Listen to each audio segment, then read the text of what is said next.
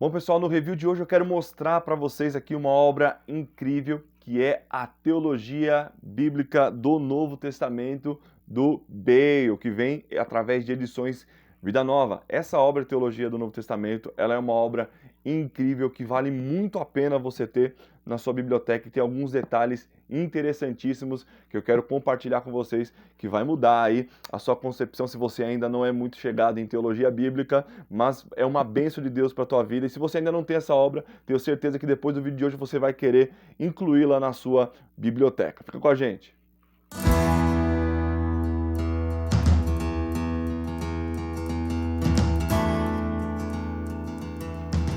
Bom, pessoal, essa é a obra Teologia Bíblica do Novo Testamento, do Gregory Bale, que vem até nós por edições Vida Nova. É uma obra, como o próprio nome já diz, de teologia bíblica e com uma abordagem no Novo Testamento, mas como uma continuidade entre as duas alianças.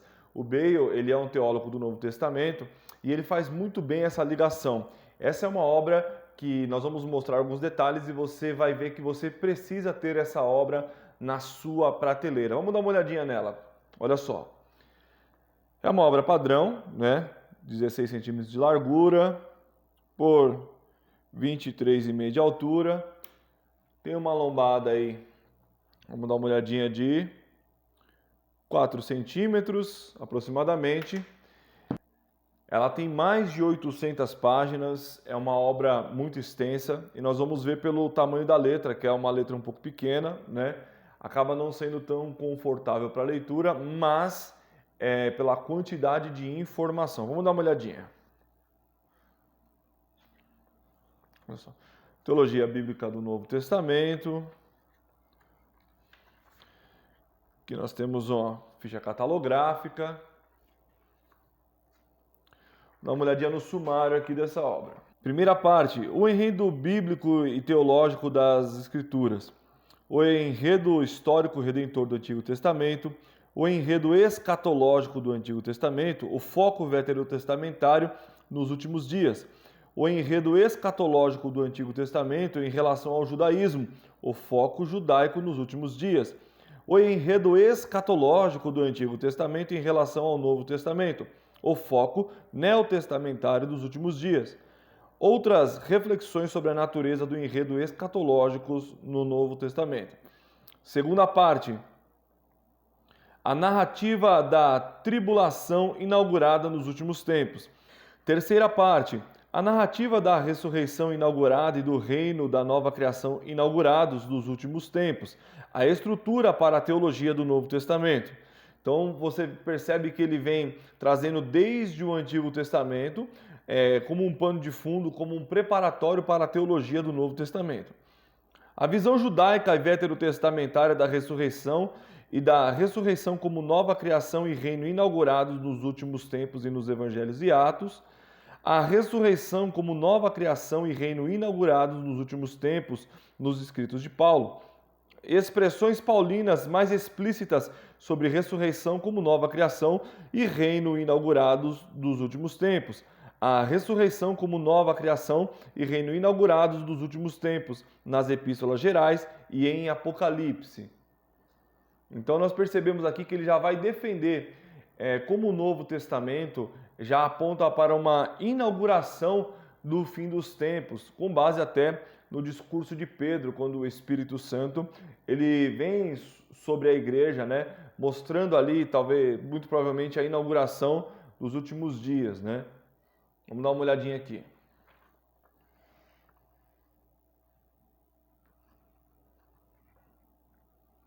Quarta parte, a narrativa da idolatria e da restauração da imagem de Deus na nova criação inaugurada dos últimos tempos. O pecado como idolatria. O processo de assemelhar-se à imagem adorada, seja para a ruína, seja para a restauração do adorador. A restauração inaugurada dos últimos tempos da imagem de Deus na humanidade. O Antigo Testamento e os Evangelhos sinóticos. A restauração inaugurada dos últimos tempos da imagem de Deus na humanidade. Paulo, Hebreus e Apocalipse. Quinta parte, a narrativa da salvação como nova criação inaugurada dos últimos tempos, a justificação inaugurada nos últimos dias, a reconciliação inaugurada nos últimos tempos como nova criação e restauração a partir do exílio. Sexta parte, a narrativa da obra do Espírito na nova criação inaugurada nos últimos tempos, o Espírito como agente de transformação da nova criação, escatologia inaugurada, o início da edificação dos crentes pelo Espírito no templo, transformado da nova criação dos últimos tempos, a história do santuário do Éden, do templo de Israel e de Cristo e a igreja como templo escatológico do Espírito transformado continuamente no reino da nova criação. Sétima parte. A igreja como Israel dos últimos tempos na nova criação inaugurada. A igreja como Israel escatológico transformado e restaurado. A igreja como Israel escatológico transformado e restaurado. Continuação. A relação das promessas da terra de Israel com o cumprimento das profecias de nova criação e de restauração de Israel em Cristo e na igreja. Oitava parte. As marcas características da igreja como aspectos do enredo da nova criação inaugurada nos últimos tempos. A transformação de nova criação da igreja das marcas características de Israel. A guarda do domingo como o Shabá pela igreja como realidade, já e ainda não.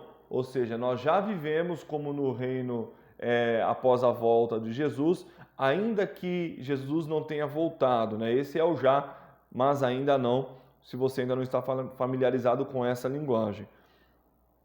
Da nova criação dos últimos tempos. A transformação de nova criação da igreja das marcas características de Israel. O batismo, a ceia do Senhor, o ofício eclesiástico e o cânon do Novo Testamento. Nona parte. A vida cristã como a vida da nova criação inaugurada dos últimos tempos. A vida cristã como início da vida transformada da nova criação. O padrão indicativo e imperativo dos últimos tempos e o retorno progressivo do exílio. A vida cristã como início da vida transformada da nova criação, o papel da lei do casamento. Décima parte aqui para concluir o sumário. A relação das realidades escatológicas inauguradas e consumadas com as realidades análogas vivenciadas pelos santos do Antigo Testamento. O propósito da narrativa histórico-redentora e as implicações para a vida cristã na era escatológica, já e ainda não, da nova criação. Aí você tem uma bibliografia, índice de autores, índice de passagens bíblicas, ou seja, se você estiver estudando alguma passagem bíblica, tanto no Antigo quanto no Novo Testamento, e você quiser entender como essa teologia bíblica enxerga e defende a teologia dessa passagem, você tem o índice lá no final dessas passagens bíblicas. Um índice aqui de fontes antigas também, falando sobre os documentos, os manuscritos e as fontes primárias dos tempos do Antigo e Novo Testamento que foram utilizados para desenvolver a teologia bíblica dessa obra. Então vamos dar uma olhadinha no conteúdo em si. Separei algumas passagens aqui para nós olharmos com carinho. Vamos lá. A visão judaica e veterotestamentária da ressurreição e da ressurreição como nova criação e reino, inaugurados nos últimos tempos, nos evangelhos e em Atos. Vamos olhar aqui o que ele defende. Olha só. A esperança judaica do Antigo Testamento afirmava que a ressurreição ocorreria no fim da história. Portanto, a ressurreição de Cristo foi o começo do fim dos tempos. É preciso relembrar que a ressurreição do corpo ocorreria somente no fim das eras, quando a corrupção de toda a criação cessaria e começaria uma nova criação. Da perspectiva conceitual, a ressurreição equivale à nova criação, porque os seres humanos redimidos participam da nova criação como corpo transformado, criado de novo. Neste capítulo e nos 3 seguintes, buscarei demonstrar exegética e teologicamente que essa ideia de ressurreição em todo o Novo Testamento é equivalente à nova criação e ao reinado de Cristo escatológicos, envolvendo todos aqueles que se identificam com Jesus. Esses capítulos são decisivos para o restante do livro, por isso vou examinar a ideia de ressurreição em detalhes. Na verdade, argumentei que a ressurreição de Jesus, como o reino da nova criação, é o núcleo do enredo narrativo neotestamentário que formulei nos capítulos anteriores. É importante estabelecer que esse conceito neste capítulo e nos próximos 3, porque todos os outros capítulos tentarão mostrar que as ideias mais importantes do Novo Testamento são facetas do diamante desse reino, já e ainda não da nova criação do fim dos tempos. Olha só, a esperança da ressurreição e da nova criação nos últimos dias no Antigo Testamento. Vamos ler só esse primeiro parágrafo aqui. A primeira possível alusão à vida da ressurreição pode ser identificada em Gênesis capítulo 1 ao 3. A promessa de morte por causa da desobediência, no capítulo 2, versículo 16 e 17, começa a ser cumprida em Gênesis 3, quando Adão e Eva desobedecem ao mandamento de Deus. A morte é inaugurada. Primeiro, o casual se afasta de Deus, o que indica o início da morte espiritual, que é seguida mais tarde pela morte física. A promessa em Gênesis 3,15 de que a semente da mulher derrotaria a serpente de modo definitivo implica provavelmente a revogação implícita de sua obra que introduziu a morte, tá? Então vamos dar uma olhadinha aqui em mais um ponto, vamos ver mais para frente.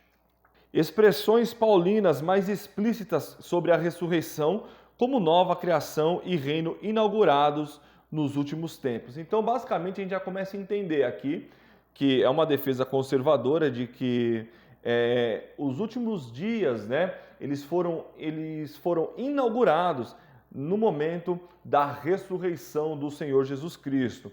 Concluí no capítulo anterior que, em virtude da experiência pessoal de Paulo com Cristo ressurreto, a ideia de ressurreição domina os textos do apóstolo. Vimos que, apesar de Paulo raramente usar a própria locução nova criação ou termos sinônimos, o conceito é transmitido reiteradamente por diversas referências à ressurreição, conforme já observamos a respeito dos evangelhos. Está claro que a ressurreição é um conceito da nova criação, porque o corpo ressurreto é um corpo criado de novo, o corpo que o povo de Deus receberá como parte da nova criação final e eterna. Nesse sentido, o corpo ressurreto de Cristo foi o primeiro corpo da nova criação final e eterna. Nesse sentido, o corpo ressurreto de Cristo foi o primeiro corpo criado de novo, a passar para o outro lado da nova criação. A nova criação futura retornou ao velho mundo mediante o corpo ressurreto de Jesus. Isso ocorre com seguidores de Jesus, mediante a obra do Espírito.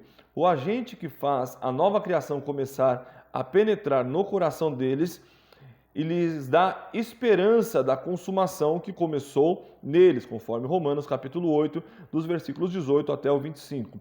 Aí ele vai desenvolver aqui o conceito paulino de ressurreição como início da nova criação nos últimos tempos, segundo aos Coríntios capítulo 5, dos versículos 14 a 18. Então você percebe que é uma teologia bíblica, né, que ela vai desenvolver aí os comentários nas passagens específicas, né, em que ela se desenvolve. Vamos dar uma olhadinha aqui o que nós temos. Você percebe que tem algumas tabelas aqui também, né? Isaías 43, 18 a 19, também Isaías 65, 17. Ele vai fazer uma extração aqui, ele vai desenvolver através da Septuaginta, porque a Septuaginta é o texto grego do Antigo Testamento, é a tradução grega do Antigo Testamento. Então é um bom texto para nós fazermos um comparativo quando ele é citado, ou quando temas do Antigo Testamento são citados no Novo Testamento. Olha só. Não vos lembreis das primeiras coisas, tá, prota? Nem considerai as antigas, tá, arraia. Eis que faço coisas novas, e dou poio kaina. Pois haverá um novo kainós, céus, e uma nova kaine, terra. As coisas passadas tom proteteron, jamais serão lembradas, tá? Então, olha só, vamos dar uma olhadinha aqui. Aí, olha a comparação com 2 Coríntios, capítulo 5, versículo 17. Se alguém está em Cristo, é nova criação. kaine risis, né? Ktisis, né? As coisas velhas, toarhaia, já passaram. Eis que idou, surgiram coisas novas, kaina no grego, tá? Vamos dar uma olhadinha aqui mais para frente. Qual a diferença, que diferença faz para a vida cristã o fato de a nova criação dos últimos dias ter começado, né? Então, que diferença faz, né? Por que isso é interessante? Vamos dar uma olhadinha aqui. Se os crentes são apenas semelhantes a uma nova criação, podem até achar que não precisam viver nem pensar de modo radical como novas criaturas. Mas se eles são o verdadeiro início da nova criação do fim dos tempos, devem agir como novas criaturas, isto é, viver para Cristo encarnado toda a realidade da perspectiva da palavra dele, e não da perspectiva do mundo. Então, a nova criação, ela nos faz novas criaturas, basicamente. Então, mediante a nós fazermos parte da nova criação, o que o Bale defende aqui é que nós devemos viver como novas criaturas, não mais viver em pecado, não mais viver dessa maneira. Vamos dar uma olhadinha.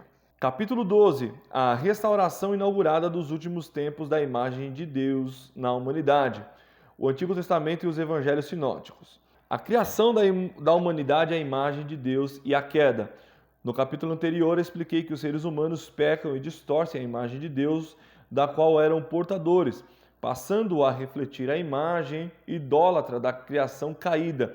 Expliquei brevemente como a humanidade poderia ser transformada da condição de refletora da imagem de ídolos para a condição de refletora da imagem de Deus, conforme ele havia planejado, né?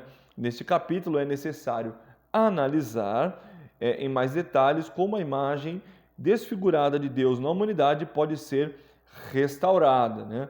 Em toda a história da Igreja tem havido muito debate acerca da definição exata da imagem de Deus na humanidade. As confissões reformadas associam a imagem de Deus ao conhecimento, à justiça e à santidade que Adão tinha no estado anterior à queda. No Catecismo Menor, pergunta 10, praticamente idêntico ao Catecismo de Heidelberg, a pergunta 6, entende-se que essa imagem depois foi desfigurada por causa da queda de Adão. Hoje, muitos teólogos ainda definem a imagem de Deus de forma bem parecida com a definição das confissões reformadas.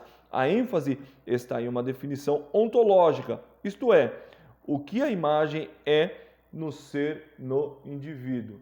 A definição de normalidade gira em torno dos aspectos espiritual, moral e intelectual da humanidade, que distinguem do reino animal, tá? Então vamos dar uma olhadinha aqui mais para frente. Olha só que interessante.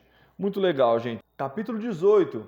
A história do santuário do Éden, o templo de Israel e de Cristo e a igreja como templo escatológico do Espírito, transformado continuamente no reino da nova criação. No capítulo anterior, concluí que o povo de Deus começou a ser transformado no templo escatológico quando o Espírito desceu do templo celestial à terra e formou um povo para torná-lo parte desse templo.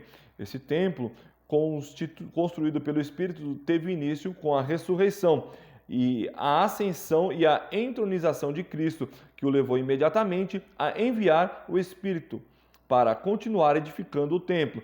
Nesse sentido, vemos mais uma vez que o Espírito e sua obra da edificação do templo estão ligados diretamente à nova criação, por meio de sua associação direta com a ressurreição e realeza de Cristo. Agora separei uma parte aqui que eu achei interessante. Vamos ler esse trecho. O jardim do Éden era um templo na primeira criação. O primeiro santuário ficava no Éden, mas como poderíamos saber disso? Não havia nenhuma estrutura arquitetônica no Éden. Tampouco ocorre a palavra templo ou santuário para designar o Éden em Gênesis capítulo 1 até o 3. A declaração pode soar como estranha aos ouvidos de muitos. Vários estudiosos recentemente têm discutido isso de uma perspectiva ou outra. As 9 observações a seguir, entre outras, não são mencionadas por falta de espaço. Revelam que o Éden foi o primeiro santuário.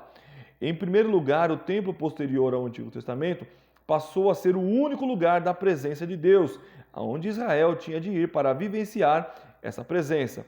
O templo de Israel era um lugar em que o sacerdote desfrutava da presença singular de Deus, e o Éden era o local em que Adão andava e conversava com Deus. A mesma forma verbal hebraica hitpael, empregada para declarar que Deus andava pelo jardim, também se refere à presença de Deus no tabernáculo, né? Então ele vai mostrar como o Éden ele era aí o primeiro templo. Lembrando que o templo é o local, é o centro de culto, né? E o local dessa relação entre o homem e Deus. Capítulo 19. A igreja como Israel escatológico transformado e restaurado. A base de pressupostos para a igreja ser o verdadeiro Israel. Neste capítulo e o seguinte analisarão os principais pontos de que a salvação da igreja e sua existência contínua devem ser concebidas como restauração inaugurada do Israel dos últimos tempos. O Israel que, como vimos em todo o livro, veremos de novo, faz parte da nova criação dos últimos tempos, conforme Isaías capítulo 40 até o 66, isso é descrito lá. Na reflexão neotestamentária sobre essa passagem de Isaías. Nesse sentido, esses dois capítulos também desenvolverão a parte do enredo sobre a fidelidade do povo de Deus na sua nova existência da nova criação. Veremos que os gentios, a maioria da igreja, são considerados parte da restauração do Israel fiel dos últimos dias. Antes de elaborar mais sobre o tema da igreja como o cumprimento das promessas de restauração de Israel, preciso analisar a abordagem das Escrituras para entendermos como os gentios fazem parte do verdadeiro Israel escatológico, juntamente com um remanescente de crentes judeus. Vamos dar uma olhadinha aqui em alguns pontos, olha, alguns subtítulos.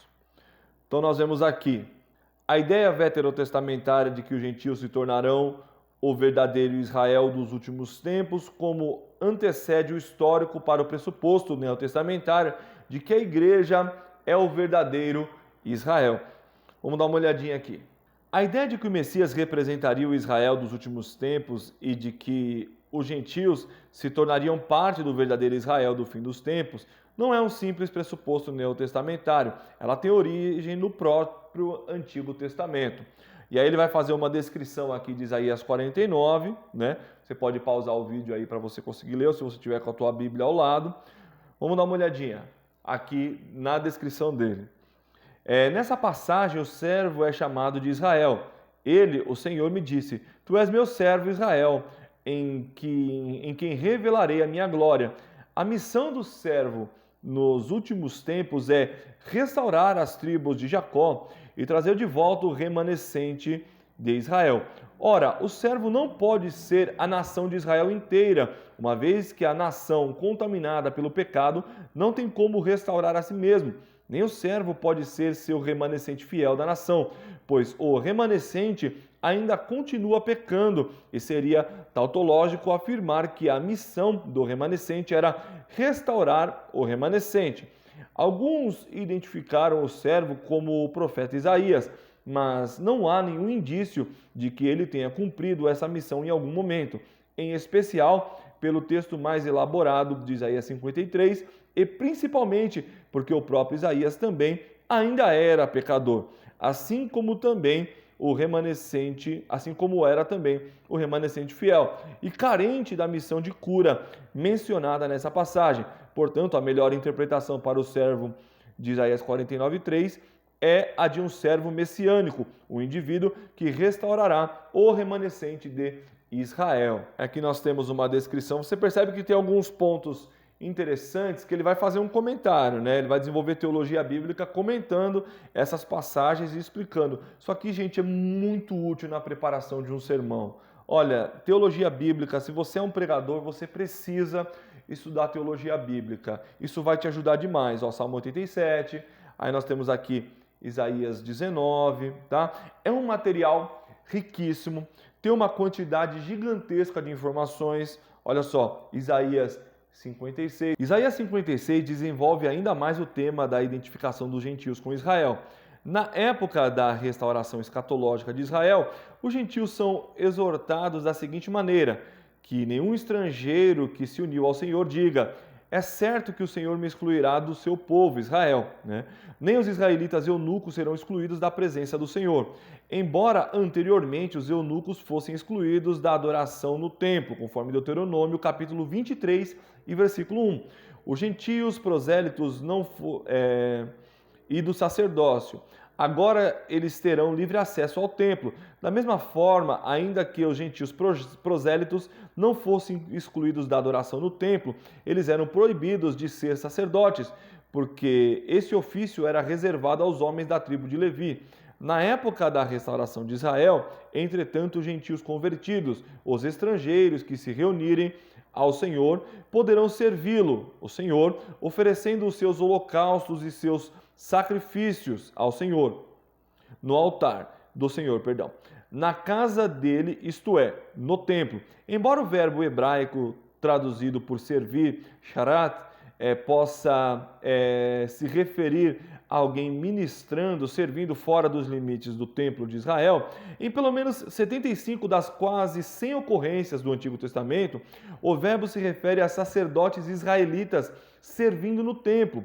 Fica evidente que os gentios em Isaías 56, nos versos 6 e 7, são aqueles que atuam como sacerdotes pelo fato claro de que eles estão fazendo isso na casa de Deus, citada 3 vezes no verso 7.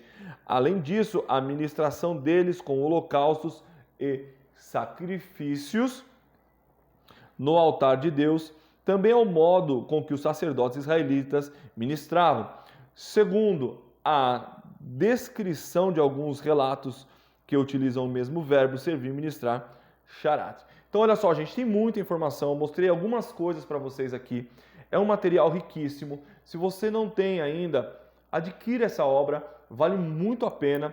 O link também está aí na descrição para você adquirir essa obra. E se você adquirir por esse link, você também nos ajuda demais, tá bom?